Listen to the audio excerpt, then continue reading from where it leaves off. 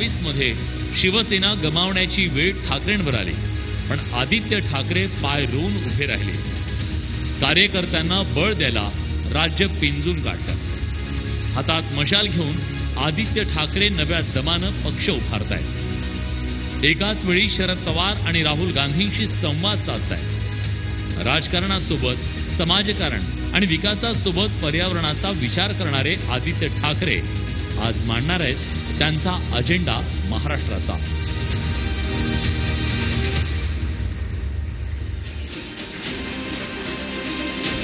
माझ्या सहकारी ज्ञानदा कदम यांना मी विनंती करते की माननीय आदित्य ठाकरे यांना मंचावर घेऊन यावं.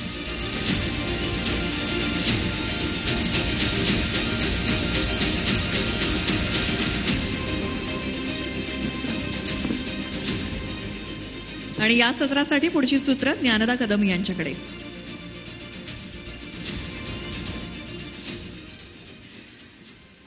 नमस्कार, मी ज्ञानदा कदम या सत्रामध्ये आपल्या सर्वांचं स्वागत करते.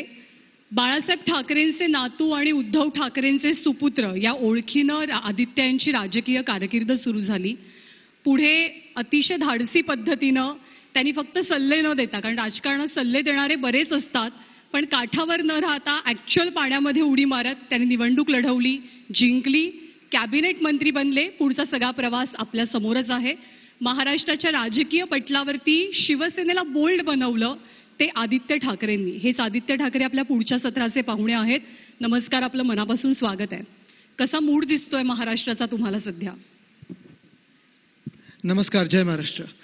मूड मला वाटतं स्पष्ट आहे. चित्र सगळीकडे एकच दिसतंय. महाविकास आघाडीचं सरकार हे येणार म्हणजे येणारच हे सगळीकडे दिसत आहे. आणि म्हणूनच आपण पाहतोय की हे जे कोणी मिंदे सरकारमधले लोक आहेत, भाजपतले लोक आहेत, निवडणूक खेचायचा प्रयत्न करतात. मग ती सेनेटची निवडणूक असो, लोकसभेची एखादी पोटनिवडणूक असो, विधानसभेची असो. 2 वर्ष आपण पाहतो. आता हा म्हणतो 2 वर्ष होतील, 2-2.5 वर्ष होतील.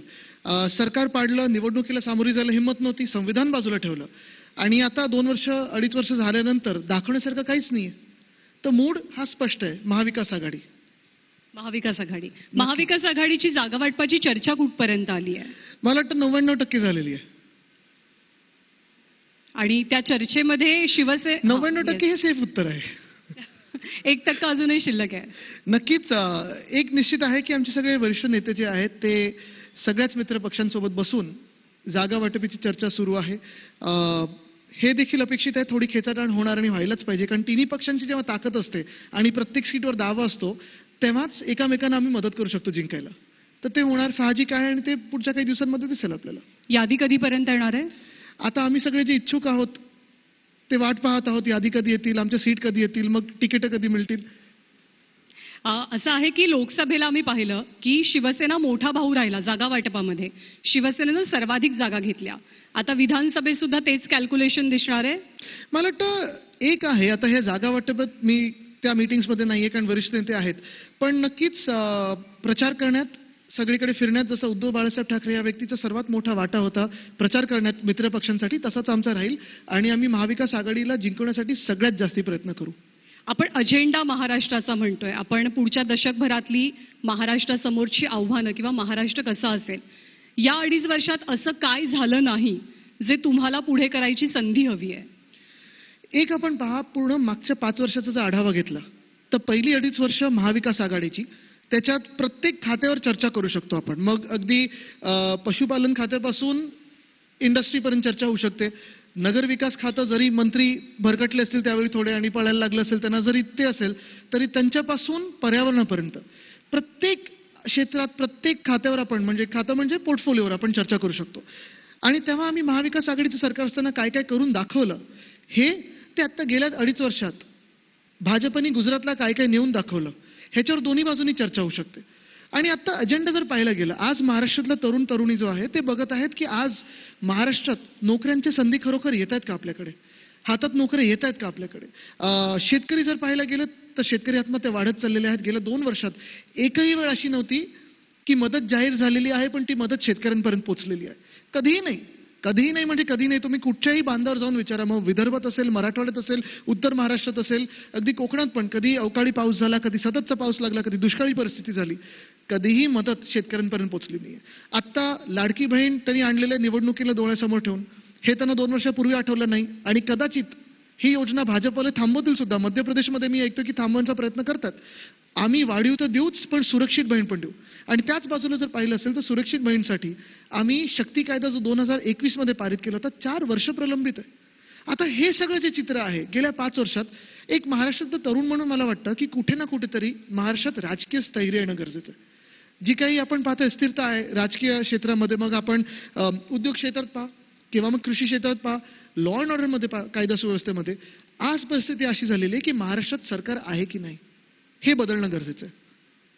तुम्ही आता म्हणाला, तुम्ही काही योजनांचा उल्लेख केला, या सगळ्या योजना गेम चेंजर ठरतील असं महायुतीचं म्हणणं आहे. तुम्हाला वाटतं लाडकी बहीण, लाडका भाऊ आणि इतर सगळ्या योजनांमध्ये गेम चेंजर म्हणजे काय? आता कुठचा गेम ते खेळतात आणि काय खेळतात, गेमला नियम आहेत की नाही हा एक प्रश्न झाला. मध्यंतरी मी पाहत होतो, सहसा त्यांचे कार्यक्रम पाहत नाही, पण कोस्टल रोड, कारण आमचं स्वप्न होतं आणि आम्ही काम केलं ते, अर्ध्या किलोमीटरचा ब्रिज उशिरा केला, डिले केला, एस्केलेशन केलं आणि ते उद्घाटन करताना मुख्यमंत्री घटनाबाह्य जे आहेत 6 की 7 वेळा बोलले की गेम चेंजर गेम चेंजर. आता मला वाटतं 1-2 दिवसात प्रधानमंत्री महोदयांना मेट्रो 3च्या उद्घाटनासाठी आणणार आहेत. कुठपासून कुठपर्यंत चालणार? RA ते BKC, म्हणजे पूर्ण पण केली नाहीये. गंमत तुम्हाला सांगतो, खूप वेळा भाजपवाले आमच्यावर आरोप करतात की मेट्रो 3चा उशीर आमच्यामुळे झाला. एक्झॅक्टली बरोबर आहे. मेट्रो 3चं काम 2000 जेव्हापासून 17-18 पासून सुरू झालं तेव्हापर्यंत आतापर्यंत एक दिवसही थांबलं नाही. कोविडच्या काळात देखील आम्ही मेट्रो 3चं काम थांबवलं नव्हतं. आमच्याकडे पुरावे पण आहेत त्याच्यात जो भाजपवाल्यांनी भ्रष्टाचार केलाय. उद्घाटन झाल्यानंतर तो पुरावा आम्ही आणणार लोकांसमोर. पण RAची जी मेट्रो होती, मेट्रो शेड होती, कार शेड होती, ती ह्या लोकांनी पहिला निर्णय घेतला की मुंबईचं जंगल मारायचं, परत RAमध्ये आणू. 2023च्या पहिल्या महिन्यात RAची कार शेड तयार होती, पण अजूनही ह्यांचा काळ 2 वर्ष झाली तरी मेट्रोची पूर्ण लाईन झाली नाही. कोल्हापूरपर्यंत त्यांची लाईन पूर्ण झाली आहे. आपण पाहायला आता गेम चेंजर बोलतील, कारण का RA ते BKC सुरू केलं. काल परवाकडे फोटो झालेत, त्याच टनलमध्ये पाणी कुठे कुठे भरलंय, लिकेज आहे, आणि हे सगळं प्रधानमंत्री महोदयांना स्वतः मुंबईत आणून गेम चेंजर बोलतील. कुठेतरी ह्यांनी प्रधानमंत्र्यांच्या पदाची तरी देखील काहीतरी एक इज्जत ठेवली पाहिजे. कारण तुम्ही अर्ध्या किलोमीटरसाठी एवढ्या मोठ्या व्यक्तीला आणाल मुंबईमध्ये आणि गेम चेंजर बोलाल, तर हे त्यांची तुम्ही मजा उडवताय. आता तुम्ही उल्लेख केलात की बेसिकली महाराष्ट्रातनं सगळ्या गोष्टी गुजरातला जातात किंवा महाराष्ट्रातले उद्योग असतील, अर्थव्यवस्था असतील, याच्यावरती मोठा परिणाम गुजरातला उद्योग गेल्यामुळे होतोय. नुकतेच देवेंद्र फडणवीस येऊन गेले. कुठे गुजरातला गेले की आहेत अजून? इथे आले होते. अच्छा, इथे आले नाही, आपण बोललो येऊन गेले, मला वाटलं गेले गुजरातला. नाही, इथे आले होते, या व्यासपीठावरती होते आणि तेव्हा त्यांनी असं सांगितलं. का तुम्हाला असं वाटतं ते गुजरातला जाऊ शकतात? आदेश तिथूनच येतात, मंत्रालय तिथूनच चालतं. त्यांनी असं म्हटलं की देशाची जी 3 ट्रिलियन इकॉनॉमी, 5 ट्रिलियन इकॉनॉमी आहे, जे स्वप्न आहे मोदीजींचं, त्याच्यामध्ये सगळ्यात जास्त हातभार कोण लावतोय अर्थव्यवस्थेच्या बाबतीत, तर तो महाराष्ट्र लावतोय. एका बाजूला तुमचा हा आरोप आणि एका बाजूला ते ठाम आहेत की सर्वाधिक रेव्हेन्यू किंवा सर्वाधिक उद्योगांसाठी सक्षमीकरण कुठे होत आहे, तर ते महाराष्ट्रात होत आहे. बघा, टॅक्स असेल, रेव्हेन्यू असेल, जास्तीत जास्ती केंद्र सरकारला महाराष्ट्र देतं, तामिळनाडू देतं, कर्नाटक देतं, आपण दक्षिणेतले सगळे राज्य देतो. पण मग आपल्याला मिळतं काय त्याच्या बदल्यात? अन्याय अन्याय अन्याय. अजून काय येतं आपल्या हाती? आज आपण पहा, गेल्या 2-2.5 वर्षातलं जे सरकार आहे, घटनाबाह्य सरकार जे आहे, भाजपचं असेल, मिंदेंचं असेल, वेदांता फॉक्सकॉन असेल, एअरबस टाटा असेल, बलड्रग्स पार्क असेल, मेडिकल डिव्हाइस पार्क असेल, हे सगळं तर गेलं. आता मी तर मोजायचंच थांबलंय. कारण डायमंड सिटी आपल्याकडची होती, ती पण सुरतला गेली. गिफ्ट सिटी जी काँग्रेसच्या सरकारमध्ये UPAच्या काळात जी केंद्र सरकारने आपल्याला दिली होती, इंटरनॅशनल फायनान्शियल सर्व्हिसेस सेंटर, त्या भूखंडावर तिकडून ते गिफ्ट सिटी गिफ्टला नेऊन, गुजरातला नेऊन त्या भूखंडावर बुलेट ट्रेन करतात. का? बुलेट ट्रेनमुळे महाराष्ट्राला किती फायदा होणार आहे? महाराष्ट्राला फायदा होणार आहे की गुजरातचा फायदा होणार आहे? आणि हे सगळं करत असताना महाविकास आघाडीच्या काळात 6.5 लाख कोटीची गुंतवणूक कोविडचा काळ असताना देखील आम्ही महाराष्ट्रात आणली. आणि मला वाटतं कुठच्या तरी पेपरमध्ये आणलं, कारण आत्ताचे जे उद्योगमंत्री आहेत त्यांनी आम्हाला चॅलेंज दिलं होतं की मी आदित्यला चॅलेंज देत आहे की दाखवा किती उद्योग आणले. त्या पेपरनी दाखवलं की आम्ही आणलेल्यातून 95% उद्योग हे कन्वर्ट झालेत आणि फॅक्टरी होतात, फॅक्टरीतून आता नोकऱ्या मिळणार आहेत, रोजगार मिळणार आहेत. असं एक तरी उद्योग ह्यांनी दाखवावा. ह्यांचे उद्योग सोडून स्वतःला खोके आणि महाराष्ट्राला धोके, हाच त्यांचा उद्योग राहिलेला आहे, पुढे काही होत नाहीये. आज आपण बघा, सगळी जी गुंतवणूक होती महाराष्ट्रातून ती जात आहे गुजरातला. काल परवाकडे मी नाशिकमध्ये होतो मागच्या महिन्यात मला वाटतं, आणि तेव्हा मी काही उद्योगपतींना भेटलो. त्यांनी मला सांगितलं, आदित्य, महाराष्ट्रात उद्योग करणं कठीण झालेलं आहे. कुठच्याही महाराष्ट्रातल्या उद्योगपतीला विचारा तुम्ही, कारण 3 जण, त्यांचे खोके वेगळे, त्यांचे धोके वेगळे. पण हे सगळं झाल्यानंतर MIDCतून 1 एकर तरी जागा तुम्हाला सोप्या मार्गातून मिळते का? टेबलवरती बसायचं, टेबलच्या खालतून काहीतरी द्यायचं, हे सगळं जे काही चाललंय राजकारण, हे एवढं भयानक झालेलं आहे की यांच्या स्वार्थापोटी, यांच्या पदापोटी आपलं सगळं जे काही आहे ते गुजरातला चाललंय. आणि गुजरातची काही भांडण नाहीये. जे काही गुजरातच्या हक्काचं असेल, मणिपूरच्या हक्काचं असेल, आसामच्या हक्काचं असेल, त्यांना मिळालं पाहिजे. पण आमच्या हक्काचं तुम्ही का नेताय? पण हाच एक्झॅक्टली आरोप त्या बाजूने तुमच्यावरती केला जातो की जेव्हा तुमचं सरकार होतं तेव्हा कामं का रखडली, विकास का झाला नाही? तर तो यासाठी झाला नाही कारण प्रत्येक 3 पक्षाला वेगवेगळं कमिशन द्यावं जसं मी लागायचं. मुद्देसूद असा बोलत आहे आरोप ना, जसं मी मुद्देसूद बोलत आहे 1 2 3 4, तसं त्यांनी यावं समोर आणि बोलावं. तुम्ही तयार आहात? तयार आहोत आम्ही, ऑफकोर्स तयार आहोत. हा, कोविडच्या काळात लॉकडाऊन होता, तेव्हा देखील आम्ही कोस्टल रोडचं काम थांबवलं नव्हतं, तेव्हा देखील समृद्धी महामार्गाचं काम थांबलं नव्हतं, तेव्हा देखील MTHLचं काम थांबलं नव्हतं, तेव्हा देखील मेट्रो लाईन 3चं काम थांबलं नव्हतं. पण हे त्यांनी पुराव्यासकट दाखवावं की आम्ही थांबवलं होतं, की कुठचा विकास रखडवला होता आम्ही. कदाचित भाजपचा आणि गुजरातचा विकास आम्ही इथे असल्यामुळे आणि महाराष्ट्राचा विकास होत असल्यामुळे रखडला असेल. पण भाजप एकमेव पक्ष होता जगभरात की जेव्हा कोविडच्या काळात आपण लोकांचे जीव वाचत होतो तेव्हा भाजप राजकारण करत होतं. आपण आता तुमच्या मतदारसंघाच्या टेरिटरीमध्ये आहोत. हा तुमचा Yes. मतदारसंघ आहे. तर यावेळेला वरळी खूप हॉट अँड हॅपनिंग दिसते बघा, सगळ्यांना. तुम्हाला कारण- पण कॉन्क्लेव्ह इथेच करायला लागली. कोणाचं? कॉन्क्लेव्ह पण तुम्हाला इथेच करायला लागली. एक्झॅक्टली. यंदा वरळीमधनं आपण बघायला गेलो तर मनसे लढवण्यासाठी इच्छुक आहे. राष्ट्रवादीचे अमोल मिटकरींचे पोस्टर्स लागले आहेत. शिंदेंची शिवसेना सुद्धा तिथे दावा सांगते. भाजपनं दहीहंडी लावलेली होती. म्हणजे एकंदरीत वरळीवरती सगळ्यांचंच खूप जास्त लक्ष आहे. वरळी आवडू लागली आहे सगळ्यांना. मी त्यावेळी सांगितलं होतं की वरळी A+ झाल्यानंतर जगभरातून सगळे लोक वरळी कशी आहे बघायला येतील. अर्थात अजून काम चालू आहे, कारण आमचं 2 वर्ष सरकार नव्हतं, अनेक कामं यांनी अडकवली, आमची रखडवली. तरी देखील एक आहे नक्की की त्यांना माहिती इथे लढल्यानंतर एक ग्लॅमर येतं, आणि त्या ग्लॅमरसाठी जे कोणी येतात, आता काय निवडणूक आहे आणि मी हेच सतत सांगतो की निवडणुकीत सगळ्यांनी लढायलाच पाहिजे. निवडणुकीत हार जीत हे होत असते, पण ह्याच्यात निवडणुकीत लढायला पाहिजे. आपल्याला आठवत असेल 2014ला कुठच्या तरी मतदारसंघातून एक स्पायडरमॅन पण लढले होते. असे अनेक लोक समोर लढतील, चांगले लढू ते, कोणी लढलं तरी चालेल. गेल्या वेळेला तुमच्या काकांनी उमेदवार दिला नव्हता, पण यावेळेला खूप स्ट्रॉंग चर्चा आहे की मनसे उमेदवार देईल. ते उमेदवार कोण असतील माहिती नाही, पण मनसेचा उमेदवार वरळीतनं मी असू जसं शकेल. सांगितलं ना, मी एका पक्षाबद्दल बोलणार नाही, जे कोणी असतील आणि प्रत्येक मतदारसंघात. बघा, राजकारण सगळ्यांचं कळतं लोकांना.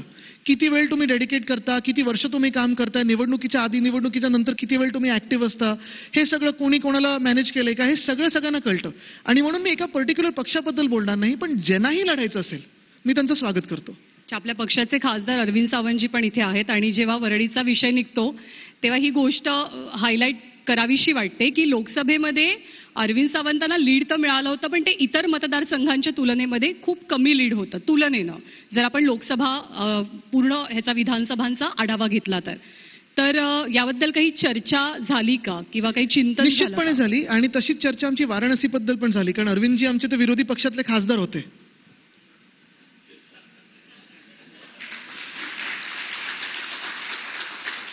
चर्चा काय झाली, पण वरळीची चर्चा वाराणसीची अर्थात तुम्ही करा. निश्चितपणे वरळीमध्ये आम्ही अभिमानाने सांगू शकतो की 25 वर्ष रखडलेला BDDचा प्रोजेक्ट हा उद्धव बाळासाहेब ठाकरे हे मुख्यमंत्री असताना आम्ही सुरू केला, आणि तो आता आपलं दिसतं फेज 1 तयार झालेला आहे. इमारती डिसेंबरमध्ये लोकांना कदाचित चाव्या देखील मिळतील पहिल्या टप्प्यातल्या. तसंच नामजोशी मार्गातलं काम सुरू झालंय, वडाळ्याचं काम सुरू झालंय.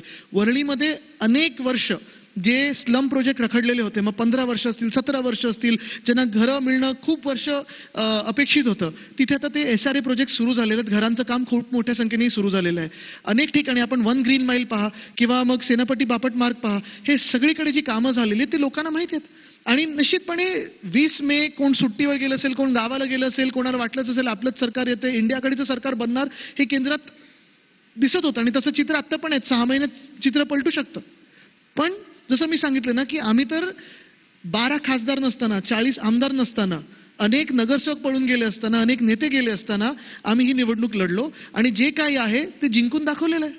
पण या सगळ्याचा म्हणजे लोकसभेत जे झालं वरळी मतदारसंघामध्ये त्याचा विधानसभेच्या वेळेला काही परिणाम होईल, काही इम्पॅक्ट होईल असं वाटतं? बघा, आम्ही एक निवडणुकीबद्दल नाही, पण निश्चितपणे लोकसभेत आपण पाहाल की महाविकास आघाडी म्हणून जो परफॉर्मन्स आहे तो एकतर पकडून आम्ही त्याच्यावर आता दुप्पट कसं जाऊ शकू, त्याच्यावर अजून चांगलं कसं करू शकू आणि सरकार कसं बनवू शकू, त्याच्यावर आम्ही फोकस करतोय.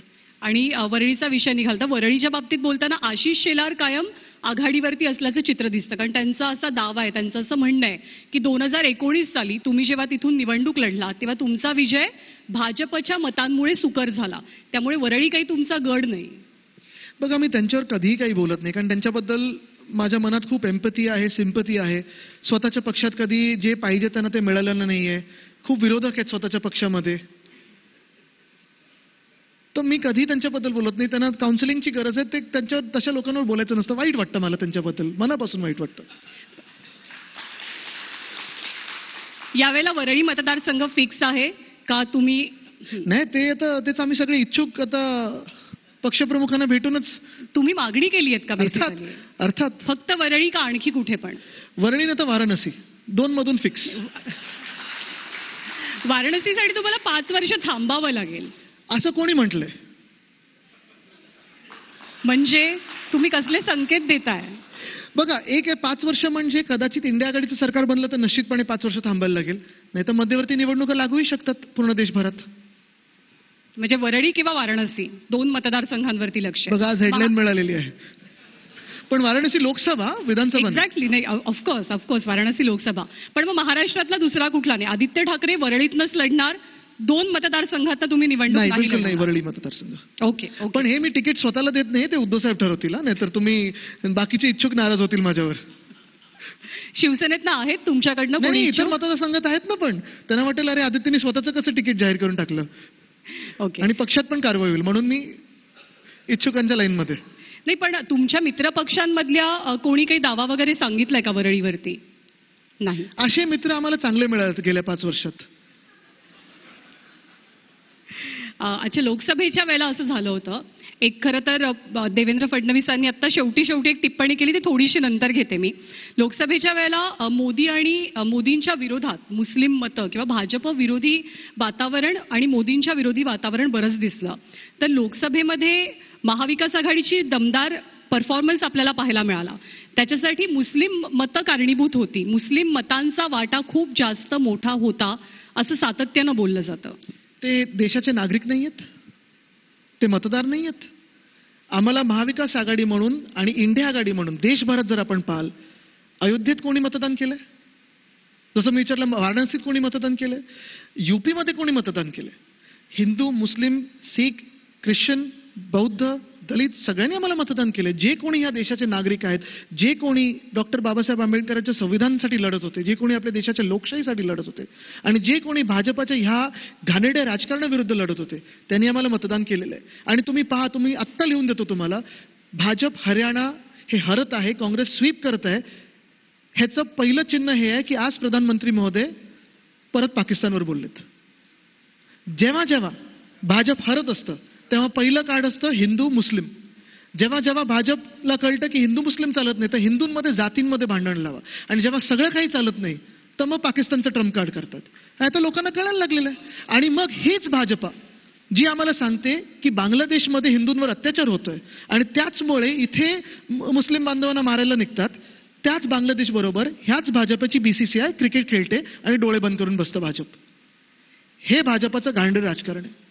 वोट जिहाद पण खूप ऐकू येऊ लागलाय राज्यामध्ये. क्रिकेट देवेंद्र जिहाद कोण फडणवीसांनी करतं थेट आरोप केला. क्रिकेट जिहाद कोण करते मग? बांगलादेशवर खेळायची गरज काय? जर हिंदूंवर बांगलादेशमध्ये अत्याचार होत असेल तर मग बांगलादेशवर खेळायची गरज काय? आणि मग तिथे जर अत्याचार होत असेल आणि म्हणून इकडच्या तुम्ही मुसलमानांना मारत असाल, मग तुम्ही तिकडच्या बांगलादेशींबरोबर कसं खेळताय? कधी कोण बोलतं, होर्डिंग लावतं की रोहिंग्यांना पकडा, कधी कोण बोलतं बांगलादेशांना पकडा.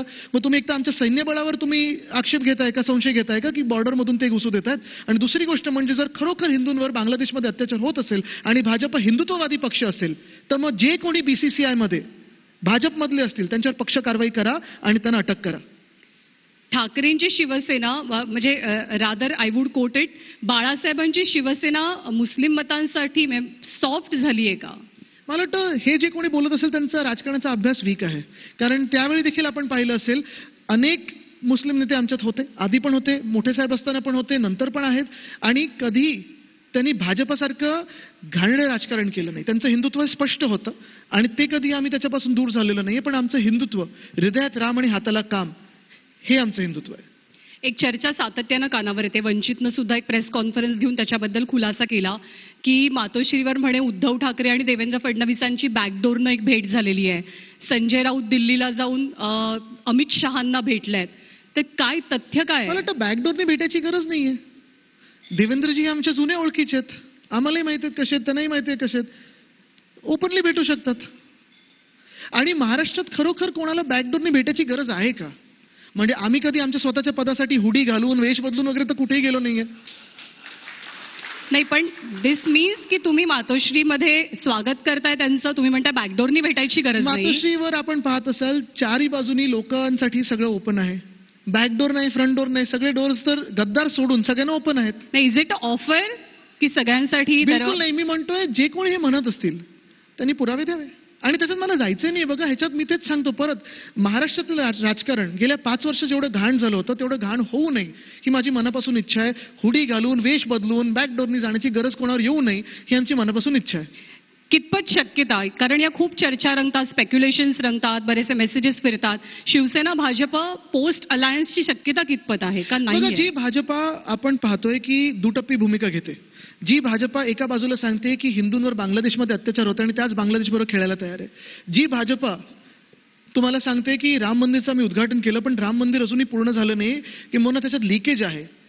जी भाजपा एका बाजूला सांगते की आम्ही सगळे काही जॉब्स देतो आणि आमच्या महाराष्ट्रातून सगळ्या नोकऱ्या उचलतात आणि गुजरातला देतात, त्या भाजपाबरोबर कधी समझोता होऊ शकतो का?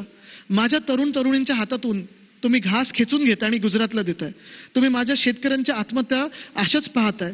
तुम्ही एका बाजूला सांगते आम्ही मदत करू आणि कुठे 50 रुपयाचा चेक, कुठे 60 रुपयाचा चेक देताय. त्या भाजपाबरोबर समझोता आम्ही करू शकत नाही. ज्या भाजपाने जी शिवसेना वंदनीय हिंदू सम्राट बाळासाहेब ठाकरेंची होती आणि उद्धव बाळासाहेब ठाकरे ह्या व्यक्तीला पदावरनं बाजूला केलं, तीच शिवसेना ज्यांनी तुम्हाला वाढवलं ती संपायला निघालात. तुम्ही चोरांच्या हातात तो धनुष्यबाण दिला. त्या भाजपाबरोबर समझोता होऊ शकते. मिंदे चालतात पण उद्धव बाळासाहेब ठाकरे म्हणून तुम्हाला व्यक्ती चालत नाही का? तुमच्या पोटात एवढ्यासाठी दुखत होतं की आम्ही महाराष्ट्राला पुढे नेत होतो. ह्या भाजपाबरोबर समझोता होऊ शकत नाही. शेवटच्या टप्प्यात आलो इंटरव्ह्यूच्या. एक रॅपिड फायर शेवटी. येत्या विधानसभेत तुमची असली लढाई कोणासोबत आहे? एकनाथ शिंदे की देवेंद्र फडणवीस? मला वाटतं असली लढाई ही माझी तरी मी समजतो. आज महाराष्ट्रात जे विषय उद्भवलेले आहेत, मग बेरोजगारी असेल, शेतकरी आत्महत्या असेल, आपण पाहताय गेल्या 2 वर्षात शेतकऱ्यांसाठी उभं राहणारं कोणी नाहीये. अजूनही बांधावर तुम्ही गेलात तर सांगतात उद्धव ठाकरेंनी आम्हाला दिलेली कर्जमुक्ती आमच्यापर्यंत आली पण पुढे कधीही ह्या सरकारने दिलं नाही 1 रुपया. आज आपण पाहतोय लहान मुलांना अजून युनिफॉर्म्स मिळाले नाहीयेत. तो काय आनंदाचा शिदा, त्याच्यात काय काय कोणाला काय काय मिळालेलं आहे. हे सगळं जे राजकारण गलिच्छ झालेलं आहे, गढूळ झालेलं आहे, ते स्वच्छ करणं मला वाटतं माझं चॅलेंज आहे आणि त्याच्यासाठी मी लढत आहे. तुमच्यामध्ये महाविकास आघाडीमधला मुख्यमंत्री पदाचा सर्वात प्रॉमिसिंग चेहरा कोण आहे? उद्धव ठाकरे, बाळासाहेब थोरात की सुप्रिया सुळे? मला वाटतं आपण पाहिलं असेल, मी आता हे मुख्यमंत्री पदासाठी म्हणत नाही, पण गेल्या 2-2.5 वर्षामध्ये विरोधी पक्ष म्हणून एक प्रॉमिसिंग चेहरा सगळ्यांना वाटतं की उद्धव बाळासाहेब ठाकरे त्याच्या 2.5 वर्षांच्या काळामध्ये त्यांनी खूप अप्रतिम काम केलं. आणि हे मी मुलगा म्हणून सांगू शकतो, मी कार्यकर्ता म्हणून सांगू शकतो, मी कॅबिनेट मंत्री म्हणून सांगू शकतो. मनापासून काम केलं. अगदी त्यांच्यावर शस्त्रक्रिया झाली तेव्हा पण दुसऱ्या की तिसऱ्या दिवशी ते जास्ती हलू शकत नव्हते. डॉक्टरनी त्यांना सांगितलं होतं बबलमध्ये राहा. दुसरं इमर्जन्सी ऑपरेशन झालं तरी देखील कोविडच्या काळात असेल किंवा त्याच्यानंतरही असेल सतत काम करत राहिले आणि त्यांना ह्या लोकांनी पाठीत खंजीर खुपसला. पण निश्चितपणे त्यांनी काम आणि जे महाराष्ट्रासाठी स्वप्न बघितलेलं आहे ते चांगलं आहे. तर महाराष्ट्र हिताचं बोलणारा जो मुख्यमंत्री होईल तो महाविकास आघाडीमधून होईल. कुणाच्या आमदारकीची किंवा विधानसभा निवडणूक डेब्यूची तुम्हाला सगळ्यात जास्त उत्सुकता आहे? तेजस ठाकरे, अमित ठाकरे की वरुण सरदेसाई? मला वाटतं एक नक्की आहे की ही इच्छा राहील की ह्या येत्या निवडणुकीत जे कोणी येतील एक राजकीय स्थैर्य असायला पाहिजे विधानसभेला. तेवढंच मी सांगेन. गरिमा राखली पाहिजे. तुम्ही पक्के राजकारणात मुरलेले आहात. तुम्ही अतिशय पॉलिटिकली करेक्ट उत्तरं देण्यामध्ये माहीर बनलेला आहात. एकही यातला पर्याय तुम्ही निवडलेला नाही. महाराष्ट्राला या निवडणुकीनंतर पहिली महिला मुख्यमंत्री मिळावी अशी खूप जोरात चर्चा आहे. युअर टेक ऑन दिस? मी हे नेहमीच सांगितलेलं आहे की कधी कधी महिला चर्चेत येते, कधी तरुण येतात, कधी कोणी येतं. माझं नेहमी म्हणणं राहिलेलं आहे की जे कोणी महाराष्ट्र हिताबद्दल बोलेल ते आज गरजेचं आहे. कारण आज महाराष्ट्र आपण पाहतोय एका भलत्या टँजंटला, भलत्या रस्त्यावर भाजपने नेऊन सोडलेलं आहे. बेरोजगारी आहे, शहरं आपली कोलॅप्स होत आहेत. आपण पाहताय की कुठेही इलिगल कन्स्ट्रक्शन कसंही होत आहे, कुठेही काही खूप चाललंय. आणि हे सगळं जर रोखायचं असेल तर महाराष्ट्र हित हे 24 तास विचार करणारी व्यक्ती पाहिजे. मग ते महिला असो पुरुष असो, मी जेंडर इक्वालिटीमध्ये बिलीव्ह करतो आणि म्हणून दोन्ही साम्य मी राखीन. महाराष्ट्राचं राजकारण गेल्या 5 वर्षात इतकं फिरलं ना की आता काय होईल कुणीही प्रेडिक्ट करू शकत नाही. 2019 साली कुणालाही वाटलं नव्हतं की उद्धव ठाकरे मुख्यमंत्री होतील, म्हणजे ठाकरेंच्या घरातली व्यक्ती मुख्यमंत्री होईल.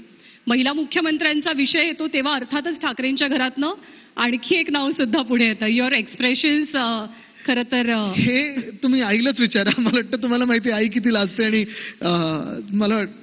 ठीक आहे, तर त्याचं उत्तर आता हे रॅपिड फायरचं कठीण उत्तर आहे.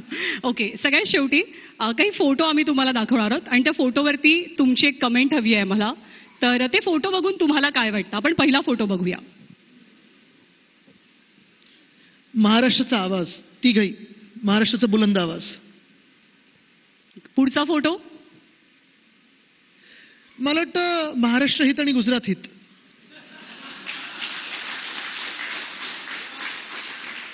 Next photo. फॅमिली, आई बाबा. पण तेजस पण असायला पाहिजे त्याच्यात, नाही तर तुम्हाला विचार. मला वाटतं हे आपण पाहाल, हे एक प्रेम होतं आणि आमचं नातं खरोखर मोदी साहेबांबरोबर तसं होतं. आमच्या मनात अजूनही द्वेष नाहीये, पण जे आमच्या पक्षाबरोबर करायचं होतं त्यांनी केलं. पण आमचं प्रेम असंच होतं आणि असंच माझे आजोबा त्यांच्या मागे उभे राहिले होते. त्यांनी त्यांचं पक्ष फोडण्याची गरज नव्हती. हा फोटो बघून आज काय वाटतं? मी होतो या फोटोच्या वेळी. ओके. 2007चा मला वाटतं हा फोटो, निवडणुकीच्या वेळीचा, मुंबई महानगरपालिका. शेवटचा फोटो. आजा. बस मी त्यांना आजा म्हणायचो आणि हा माझा खरोखर सगळ्यात आवडता फोटो आहे. कधी कधी माझ्या डीपीवर पण असतो आणि मला वाटतं तेवढंच बस. बाकी अजून काही मी दिवसभर बोलू शकतो आणि काही न बोलता पण एका शब्दात सगळं येतं. मी त्यांना आजा बोलायचो, तर तेच मला वाटतं आहे. खूप खूप आभार आपले, मनापासून धन्यवाद. आज तुम्ही आलात आणि विधानसभेसाठी मनापासून शुभेच्छा. धन्यवाद. यानंतर या सत्रात आत्ता वेळ झाली इथेच थांबण्याची. पाहत रहा न्यूज 18 लोकमत. खरं तर खूप छान असं हे सेशन. मी मान्यवरांना विनंती करते त्यांनी स्टेजवरच थांबावं. मी न्यूज